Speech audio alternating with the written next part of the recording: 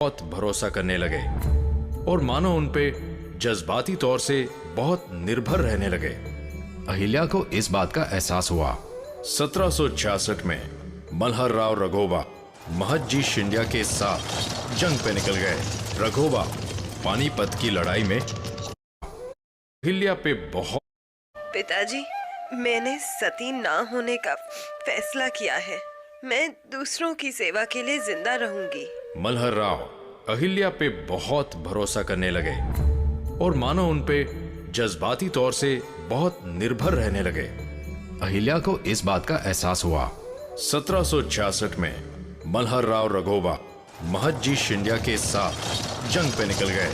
रघोबा पानीपत की लड़ाई में खोई हुई इज्जत वापस चाहते थे।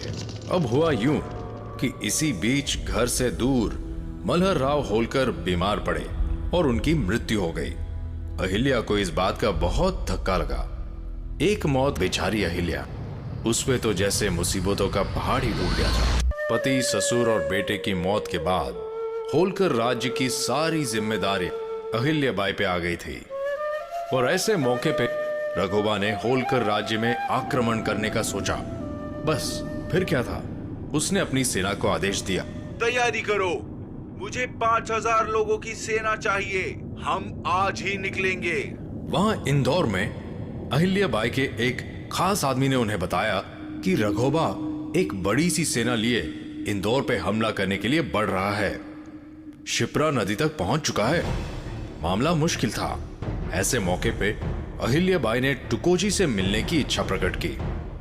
टुकोजी को सेना तैयार करने का आदेश दिया। उन्होंने पुणे के माधवराव पेशवा को संदेश भिजवाया और रघोबा की हरकत के बारे में बताया। माधवराव ने वापस संदेश में कुछ ऐसा कहा, अहिल्या बाई को बताया जाए कि हम राघोबा की इस हरकत से बिल्कुल सहमत नहीं है। अहिल्या बाई के रास्ते में जो भी आए उन्हें अहिल्या जरूर सजा दे। अहिल्या बाई को इस समर्थन से हौसला मिला और उसके ठीक बाद टुकोजी सेना को लेके रघोबा का सामना करने के लिए निकल गए। वो इस पार थे और रघोबा की सेना शिप्रा नदी के उस पार। कहानी ने इस समय एक दिलचस्प मोड़ लिया। अहिल्या बाई ने अपने एक सेवक के हाथों रघोबा के लिए एक पैगाम भेजा। पैगाम में अहिल्या बाई ने यह लिखा था कि अगर वो रघोबा से हार गई तो कोई ध्यान नहीं देगा, पर अगर रघोबा एक औरत से हार गए तो उनकी थू थू होगी। ये पैगाम पढ़ के कायर रघोबा ने अपना इरादा बदल दिया, अपनी जुबान फेर ली और वापस संदेश भेज